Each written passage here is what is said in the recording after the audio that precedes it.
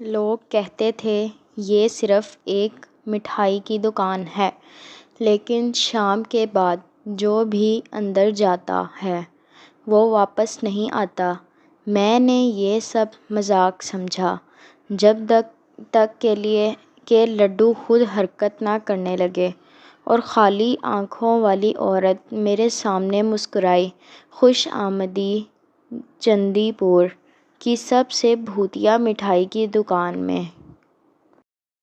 چھوٹے سے قصبے چندی پور کی تنگ گلیاں، رنگ برنگے گھر اور عجیب طور پر مشہور مٹھائی کی دکانوں کے لیے جانا جاتا تھا۔ ان میں سب سے الگ اور مشہور تھی شرری سویٹس۔ دن کے وقت دکان گاہکوں سے بھری رہتی۔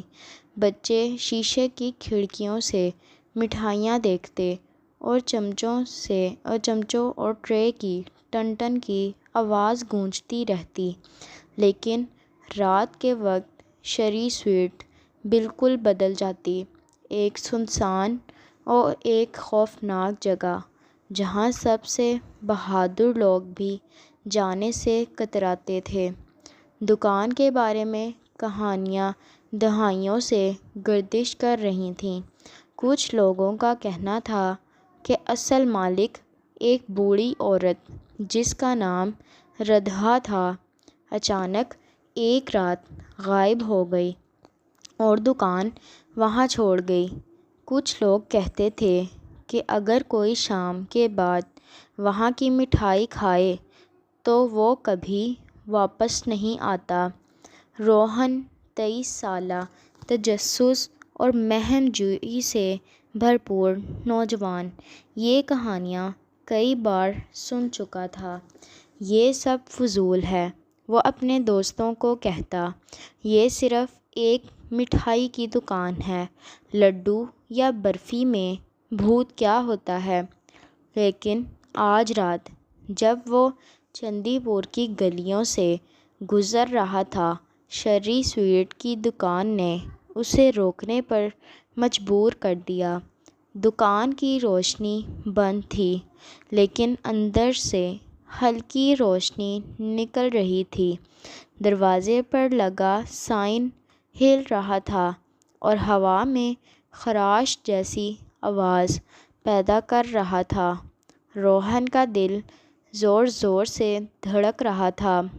وہ دروازے کے دہانے پر رکا اور باہر سے ہی چینی اور الائچی کی خوشبو محسوس ہوئی۔ کچھ عجیب تھا، بھاری، میٹھی اور کچھ حد تک سانس روک دینے والی خوشبو۔ بس دیکھ لینا، اس نے خود سے کہا اور گہرا سانس لیا۔ اس نے دروازہ دھکیل دیا۔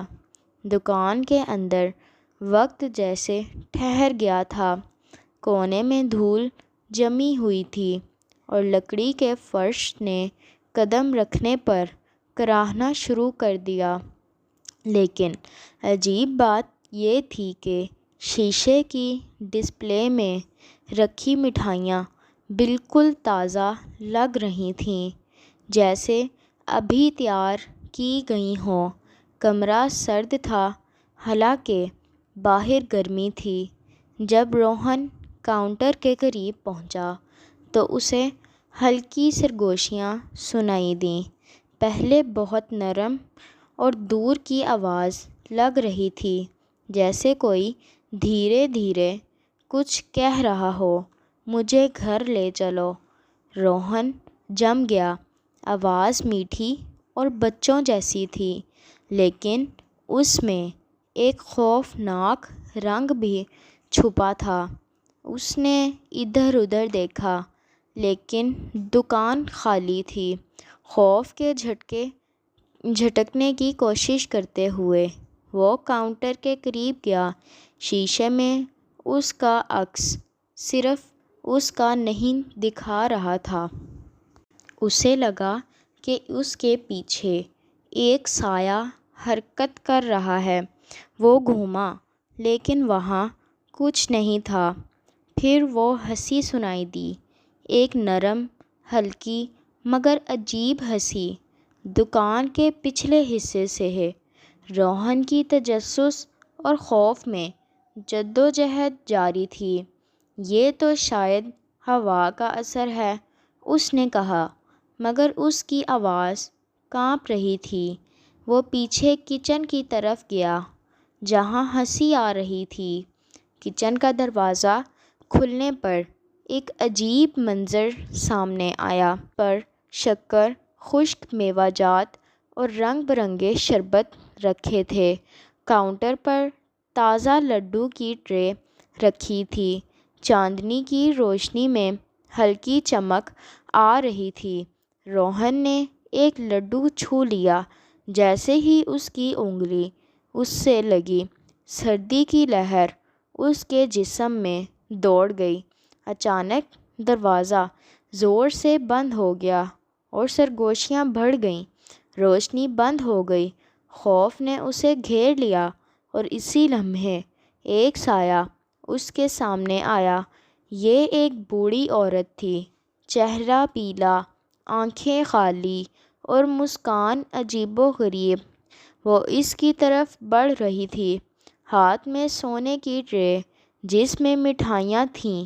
ایک لو، بس ایک نوالا اور ہمیشہ میرے ساتھ رہو، اس نے کہا میٹھی مگر خوفناک آواز میں۔ روہن پیچھے ہٹا۔ شکر کا جار گر گیا، ٹکڑے بکھر کر فرش پر رینگنے لگے جیسے کیڑے ہوں۔ اس نے چیخنے کی کوشش کی مگر آواز نہیں نکلی۔ بوڑھی عورت قریب آ رہی تھی، آنکھیں ہلکی چمک کے ساتھ۔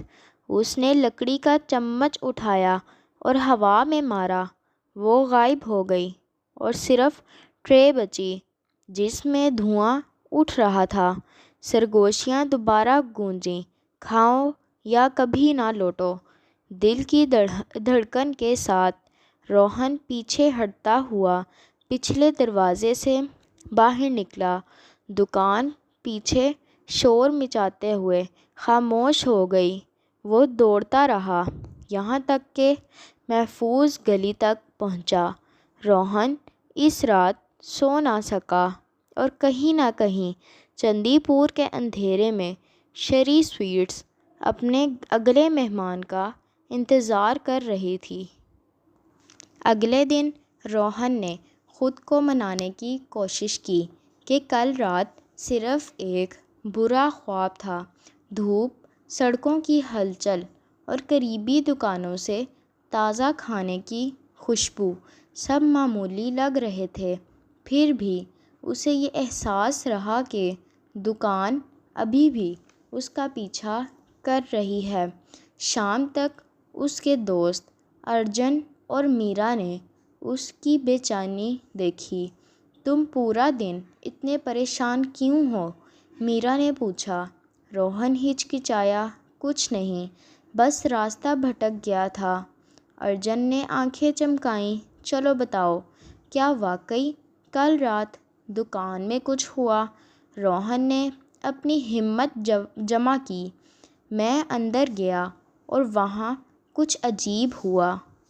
میں نے دیکھا وہ بوڑھی عورت، خالی آنکھوں والی، وہ چاہتی تھی کہ میں مٹھائیاں کھاؤں۔ ارجن کی آنکھوں میں تجسس چمک اٹھا۔ چلو آج رات سب ساتھ جا کر دیکھتے ہیں۔ میرا ہچکچائی، پاگل ہو گئے ہو؟ لوگوں کے بارے میں یاد ہے؟ شام کے بعد وہاں جانے والے کبھی واپس نہیں آتے۔ لیکن روہن نے کہا، مجھے سچ جاننا ہے۔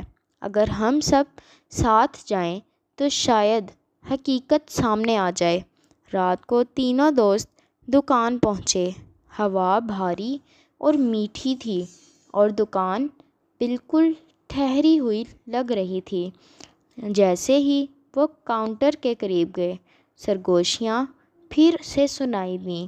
ایک نوالا لو، میرا نے خوف کے مارے کہا۔ کیا تم نے یہ سنا؟ ارجن نے بہادری دکھانے کی کوشش کی۔ یہ ہوا کا اثر ہے یا چوہے؟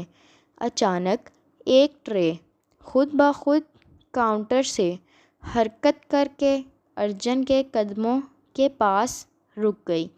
تینوں دوست چونک گئے۔ ٹرے ہل رہی تھی جیسے زندہ ہو، سرگوشیاں زور سے گونجنے لگیں۔ کھاؤ رہو، کبھی نہ جاؤ۔ روہن کی نظریں کچن کی طرف دوڑیں۔ اندر کے سائے عجیب حرکت کر رہے تھے۔ وہاں وہ عورت کھڑی تھی، خالی آنکھوں کے ساتھ، اور ہاتھ ہلا کر بلا رہی تھی، مت جاؤ۔ میرا نے چیخا، ہمیں ابھی نکلنا ہے۔ لیکن جیسے ہی وہ حرکت کرنے لگے، دروازہ زور سے بند ہو گیا، روشنی مدھم ہو گئی اور پھر مکمل طور پر بند ہو گئی۔ ٹرے کے لڈو، برفی اور جلیبی حرکت کرنے لگے اور دوستوں کے ارد گرد دائرہ بن گیا۔ ارجن نے ہاتھوں سے لڑنے کی کوشش کی، لیکن مٹھائیاں بڑھتی گئیں۔ سرگوشیاں اب بچوں کی چیخو پکار کی طرح گونج رہی تھیں، ہمیشہ یہاں رہو۔ روہن کے پاؤں پر کچھ چپک گیا۔ نیچے دیکھا تو ایک برفی سانپ کی طرح حرکت کر رہی تھی۔ ہمت جمع کر کے اس نے ٹرے کو پھینک دیا۔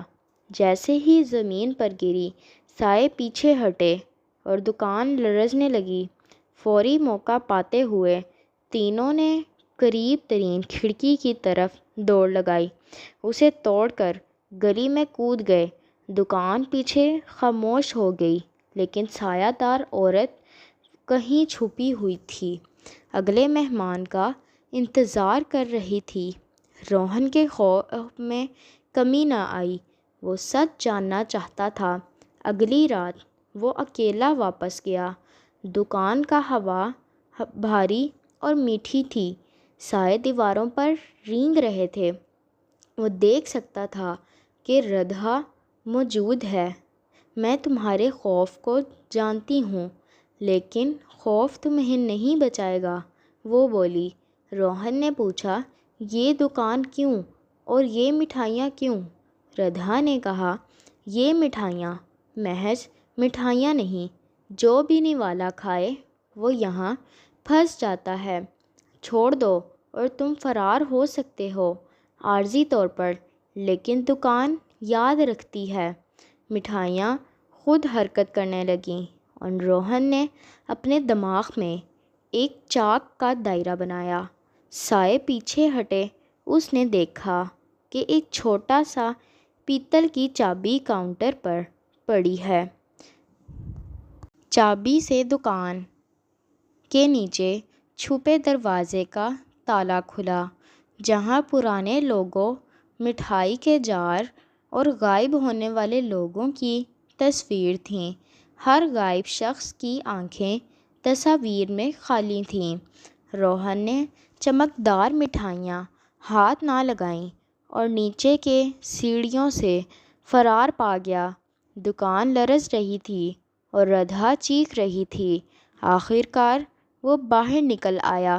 دکان خاموش ہو گئی، لیکن اگلے مہمان کا انتظار جاری تھا۔ روہن کبھی واپس نہ آیا، لیکن دن کے قریب وہ کبھی کبھی دکان کے پیچھے خالی سایہ دیکھ سکتا تھا۔ اور اگر آپ کبھی شام کے بعد شری سویٹ سے گزریں، یاد رکھیں، ایک بار یہ آپ کو پکڑ لے تو کبھی جانے نہیں دیتا۔ اگر آپ کو یہ ویڈیو پسند آئی ہو تو لائک اور شیئر کریں اور میرے چینل کو سبسکرائب کرنا مت بھولیں، تاکہ آپ کو مزید ایسی بہترین ویڈیوز دیکھنے کو ملتی رہیں۔